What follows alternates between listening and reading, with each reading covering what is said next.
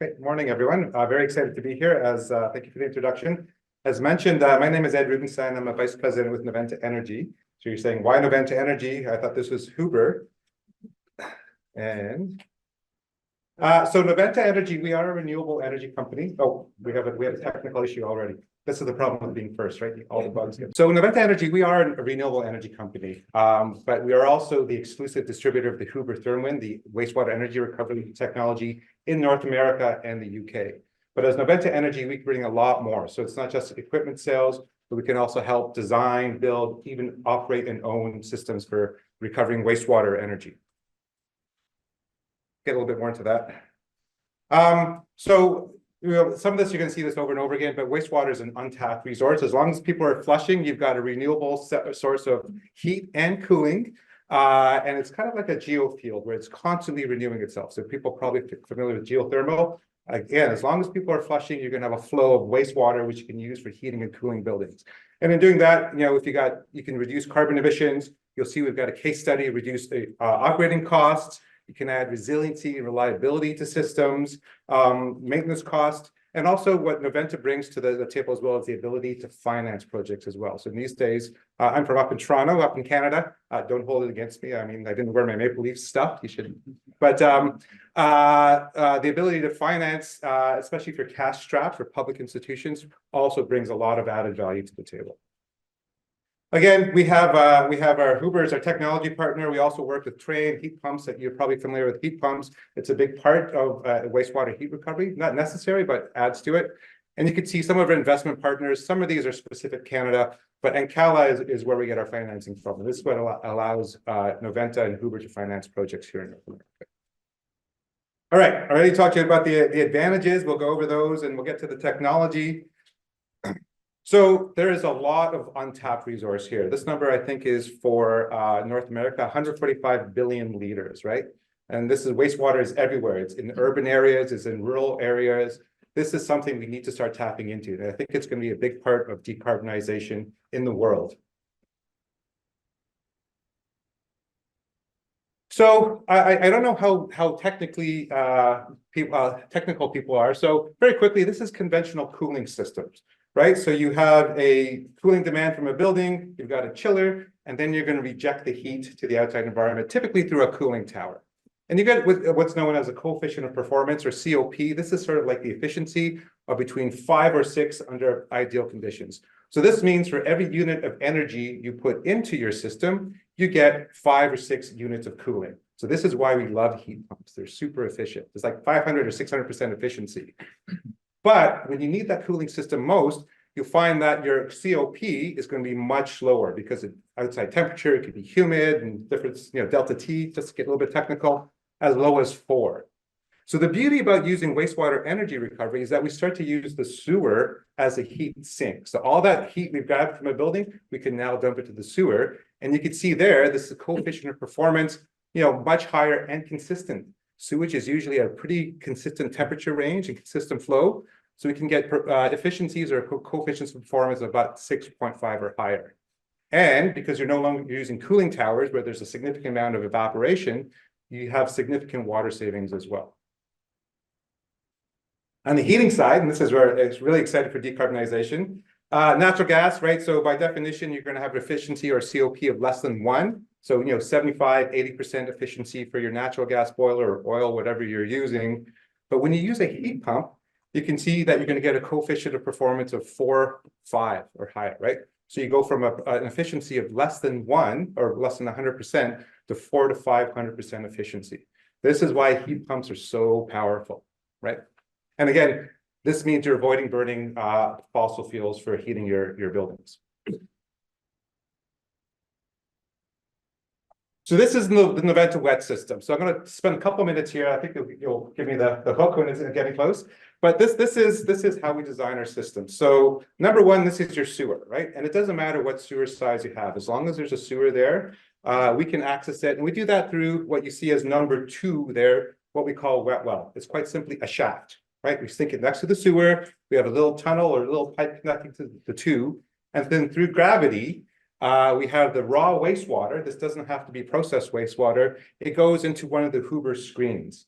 And Huber is a wastewater technology company. So this is a screen that's designed to handle the characteristics of wastewater. And this is the coarse screen. This is, I think it's down to a 1/4 inch screen. So it gets rid of the larger solids. And then we have filtered, slower. But I have so much to say.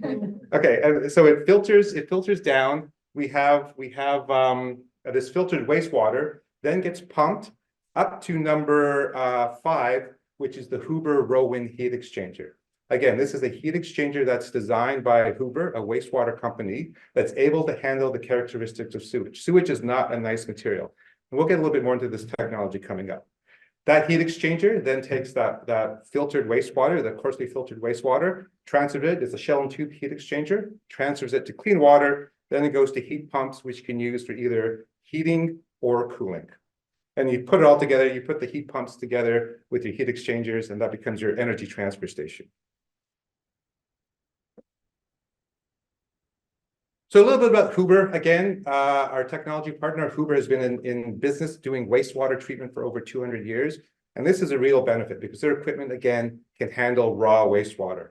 They're worldwide, 45,000. We have at least 50, probably more now, Nate, ThermWind installations. So ThermWind is the name for this wastewater heat recovery technology. Huber and Noventa in North America, we provide full scope of engineering, design, services, and again, the ability to own and operate and just sell heating and cooling to buildings as well. And Huber, well-known, well-established wastewater people all across the world, probably some people in this room probably know Huber from other sorts of wastewater management, sludge drying, all kinds of things. So this is the magic. This is their equipment. Right, so sewers, again, they have typically large things. I mean, some of the people I've talked to say you can get bicycles, bricks, trees, things like that, other stuff. So the magic here is the wastewater screen, the ROK4. So again, through gravity, we have water that goes through the screen. It's the 1/4 inch screen, and then it's self-cleaning, right? So there's an auger inside with brushes that pulls out all of the stuff that the screen catches and puts it back into the sewer. So we're not actually changing the characteristics of the wastewater. We're actually just boring that water, if you will, through this coarse screening. And the benefit of this is that it's much kinder on the pumps because we get this coarse screening out. It actually, if you've got pumps here, it can extend the lifetime of some of these pumps. Now, the other thing we're going to talk about a heat exchanger is that, never mind the solids that can get through. So even if you have smaller solids, 1/4 inch, that can really gum up a heat exchanger. This is a plate and frame heat exchanger. This is not the Rowan. This is not our Huber heat exchanger. But, by nature, wastewater has bioburden in it. And that bioburden can build up very quickly on the surfaces of your heat exchanger and very quickly reduce the efficacy. I think it says here, millimeter thick, will reduce energy transfer by over 45%. So it's imperative that we, if you do that, all of a sudden, this raw wastewater resource you have, the efficiency has been diminished. So it's important that we know how to deal with this. So again, it's very difficult, plate and frame, you can take them apart, you can see chemically treating, you put them back together, then you have to worry if they're sealed properly. So the magic here is the way that Huber's dealt with it. And we call this the Rowan heat exchanger. So we got a nice video coming up.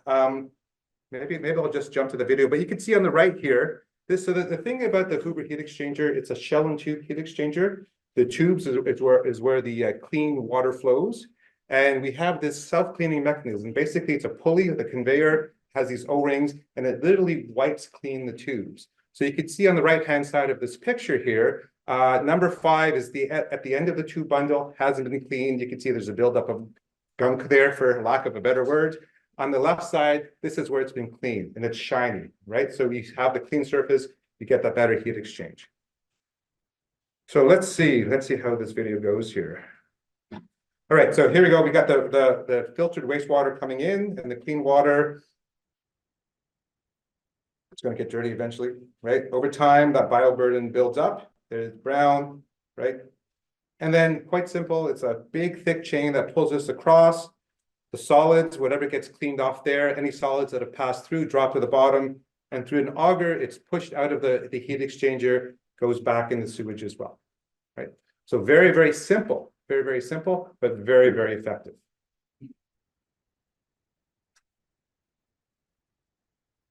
Right. I'm not sure how to get out of this video now. check that. There you go. Okay, so important to note that through the heat exchanger, no sewage actually comes into whatever you're building your heating and cooling. It's self-cleaning, it's odor tight. This is a sealed box, right? So I've seen a couple of installations and you don't smell anything, right? We have a few case studies coming up. But most importantly, it's consistent heat transfer because it cleans. And it's pretty amazing. I've seen the Huber factory in Germany. There's a Huber factory in North Carolina as well. They have a big vat for pickling. They take whole pieces of equipment and they're able to pickle it, which makes it really, really resistant to corrosion and other things, downgrading you can have from dealing with the nature of wastewater. All right, so the benefit is when you look at the equipment, Huber has a whole ranges of sizes available, right? And this can be done modularly, right? So you can have things in parallel. So really, we can scale up and down as necessary. It means we can have small, if you look at some of our smaller, like the Thermwind Mini, smaller behind the scene installations where you can actually capture heat from a building itself, to much larger, as you'll see, we have a huge installation up in Toronto in a hospital there, where by putting a bunch of the screens and a bunch of the heat exchangers in parallel, you can make this, you're only limited really by the amount of wastewater flowing through your sewer. That's your upper limit. And you've got the matrix there. It has a little bit more of our technical details. So we could get those down as little as about 100 kilowatts of thermal energy captured, right? The maximum, again, is only limited by the amount of stuff flowing through the pipes. We could go down, flows as little as 6 liters or 6 liters per second or 10 gallons per minute, up to, 56 liters per second or 900 gallons per minute per heat exchanger. More heat exchangers, we can handle more flow. Depending on what the building characteristics are, we can provide 100% of the heating and cooling needs, including, if necessary, steam by speccing the right heat pump. We don't have to worry where the sewer is and where the building is. We're just pumping water, right? So as long as we specify the right pumps, where we access the sewer and where we're servicing could be quite a distance away. I think one of our installations, we're at least 1 kilometer away. And the beauty is that means that you've now got this resource flowing, that if there's other partners along the way that eventually want to hook into this system, the pipes are right there. And then the wet well design, where we drop that shaft in to access the sewer, means we don't have to be at a wastewater treatment plant. Anywhere there's a sewer, we just drop the shaft down and through gravity, we're accessing that wastewater. So here's a few case studies. So this was before I joined Noventa. I've only been at Noventa for about 3 months. I actually worked for Toronto Western Hospital. This is a large acute care hospital, downtown Toronto, really, really busy site. And you can see significant, there's about 19 megawatts of thermal energy being captured. It's going to supply 90% of the heating and cooling for like a 1.4 million square foot acute care hospital, high airflows, operating rooms, sterilization, and things like that. Also, with the hospital, we needed to convert the hospital from a steam distribution system to a hot water distribution system. Noventa took that on, and even with all those capital costs, so installing the system, the wet well is about 100 feet deep. It's about 30 feet wide. We had to move, public transit wires and those sorts of things. Even with all that work, the hospital is still expecting to get operational savings of about $700,000 a year throughout the term of the contract. That's with Noventa financing it, Noventa owning the system, and selling hot and cold to the hospital.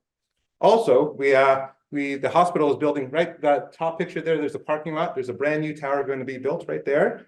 So when we built the wet well, when we built the energy transfer station, we actually spent a little bit more money to upsize them. That new tower that's going to, construction is just starting now, is going to be 100% served by a Noventa wet system using the Huber technology.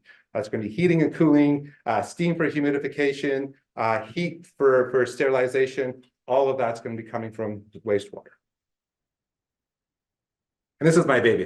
So I could talk about this for 20 minutes, and that's fast, right? So closer to here, the American Geophysical Union. So when I was doing my due diligence for the hospital, this is one of the sites I looked at. This is a great one. So much smaller. You could see on the bottom there, it's basically like a manhole. That's the access size to access the wastewater. And the interesting thing about this is that it's much more temperate climate than in Toronto. But during shoulder season, where the heating or cooling requirements are not as great, they're able to actually just take the direct heat transfer from the wastewater and use that for heating and cooling the building. So no heat pumps involved. It just goes through the row and heat exchanger, and then that tempered water gets piped throughout the building for heating or cooling. And then even smaller still, this is a small installation in Germany. You can see this is 11 buildings, 102 units, moderate wastewater flow, 20 liters per second. And you can see on the bottom, there's 2 of the row 1 units there, so not a lot. These can be put on a standalone building. These can be put underground. These can be added to mechanical rooms, right? So just to give you an idea of the size there. And again, very good coefficient performance, over 6, so 600% efficiency. And not insignificant, almost $400,000 kilowatt hours per year in energy savings.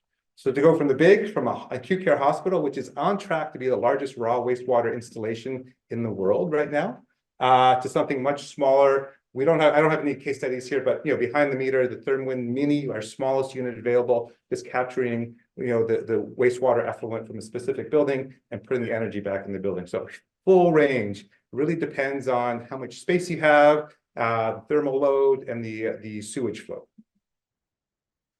So again, reduced energy consumption, right? Because the coefficient performance, if you compare against electric boilers, which will again have a coefficient of performance of 1, 4 to 5 to 6 times more efficient. Reduced greenhouse gas emissions because of that efficiency, and if you're displacing fossil fuels. Reduce water use. You could turn off your cooling towers, if you will. Or do you know what? You could even use the cooling towers as a backup. Depends if they're legacy equipment. The thing is, we can really moderate and scale as appropriate. So the hospital example I talked about, their plant is still in good shape. We're keeping that plant for the time being as a backup system, right? So there's a lot of ability to specify and tailor specifically to what the building needs and what's available. Lower operating costs, again, because of the efficiency, and depends on your cost for utilities, but lots of water savings. Improved system reliability and resiliency. So, our typical installations will include N+1 redundancy if you're adding for the heat exchangers, the screens, the pumps, the heat pumps, right? So you've got that, but we're able also to put in backup generators to run the Huber equipment. So, it's great for things like hospitals where, they already have big generators. They don't usually have the ability to back up all of their chillers. They don't usually have the ability to back up all of their heating. They may have heating, backup fuel tanks, but we can offset and we can take on that operational risk for the hospitals, let them worry about taking care of patients.